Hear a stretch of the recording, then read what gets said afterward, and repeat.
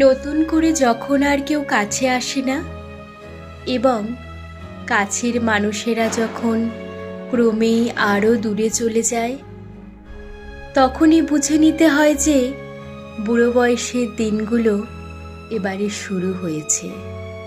সবাই কিছু না কিছু উত্তাপ চায়, অথচ বার্ধক্যের কোনো উত্তাপ নেই। বুড়োরাও তাই বুড়োদের বিশেষ পছন্দ করে না। আগুনের খোঁজে পরস্পরকে ছেড়ে তারাও ক্রমে আরও দূরে চলে যেতে থাকে।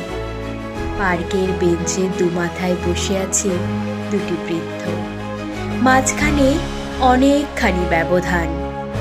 দেখলেই বোঝা যায় যে দুজনেই দুজনের বয়সে শীতকে ভীষণ ভয় পায়। কিছুতেই ওরা পরস্পরের কাছে গিয়ে বসবে না।